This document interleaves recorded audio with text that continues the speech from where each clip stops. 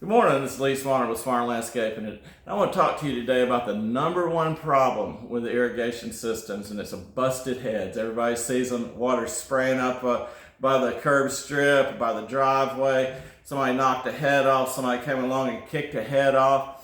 And, a lot of times people will, to try to facilitate keeping their heads intact and not getting broken off, they mount them and they put these donuts, these concrete donuts around their heads to prevent them from getting stepped on, getting run over, and that provides support around the riser to prevent the head from getting broken off. But I wonder why people don't understand, or irrigators don't understand. There's a solution to that where you don't ever have to buy these concrete donuts to go around your irrigation heads. There's no reason to do that. And there's two different ways that you can mount a head. You can mount them on a rigid cutoff riser, which is a piece of plastic just like this. So the thing is there's three basic components to from the riser to the nozzle.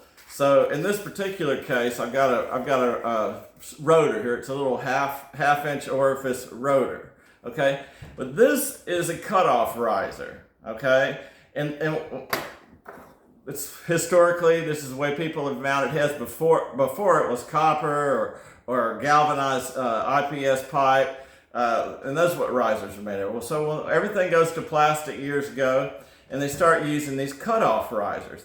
And you can cut these off. You can see there's threads on them. And you can cut them off to the right height so your head is flush with the finished grade. But the thing about that is that this is going to mount into, so you've got a piece of pipe running through here, right? So there's a piece of pipe, and these heads are going to be mounted either on a threaded T or they're going to be mounted on a threaded 90. It's either going to be on an end run or a pipe's going to run through this. But this is rigid, it's fixed, okay? So your head screws on the top of this. So what you got, all of this is underground. From here all the way up to right, it's supposed to be. And then the head pops up 4 inches, 6 inches, or 12 inches, depending on the type of head it is. But the fact of the matter is this is rigid. So that's what happens. It'll break. You kick it off, it'll break. It'll crack, and now you got water spraying up everywhere. So it should have broken. I don't know why it didn't break, but it should have broken. But anyway, if you kick that, you break it off, okay? It should have broken. I have no idea why it didn't break, because it breaks every other time. Maybe this is a new one or something. Either way, they break all the time, okay? So the solution for that is this. It's flex pipe. This is how you prevent your head from getting broken off. So, but the same way. So we got this threaded 90. That's on your pipe. So that you got a little 1/2 inch threaded barbed fitting that threads into that. So you got your pipe running in here, right? Just like that. And so now your head's on an end run, and now this head is on a piece of flexible pipe. So what you do is you screw your head into that, just like this. Right? So now your pipe's running underground.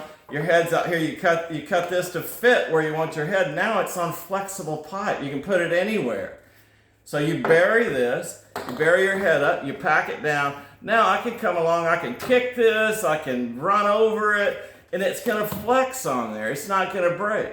And every time somebody comes out to change a head for you or replace a head for you, it's another service call. So you already know it's going to be a minimum of $75 for them to come out and do something that you can do yourself.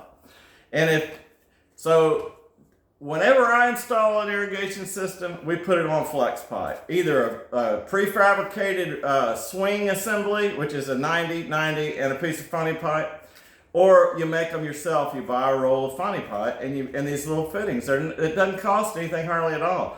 It's a little bit of work to do the work, but it's going to save you from busting heads, having to call somebody out to come replace these things. It's really simple. So I thought I'd show you how to do that out of the ground. It's a lot easier to see what's going on. So all you have is you have your pipe coming through here. You've got a threaded fitting. You've got a little barbed fitting, a 1/2 inch barb fitting.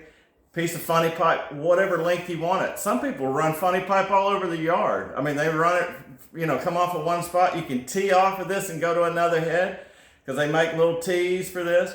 But, so always use flex pipe and always use either a prefabricated swing joint or flex pipe.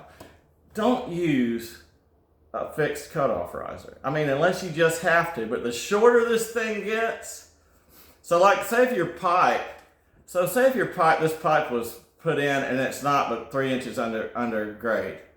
So now you got this cutoff riser here. You can't even get your head to the right height. You're not going to be able to, because your head's going to be, even if you cut this thing off to the very minimum size, that really makes it where it'll break off.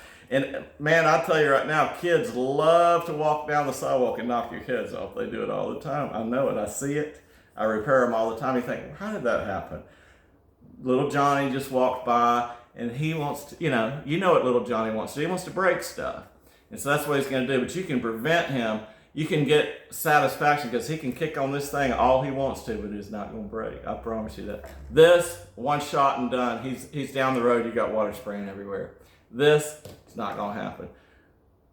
Just listen to old Lee and do what I tell you, and everything's going to be fine.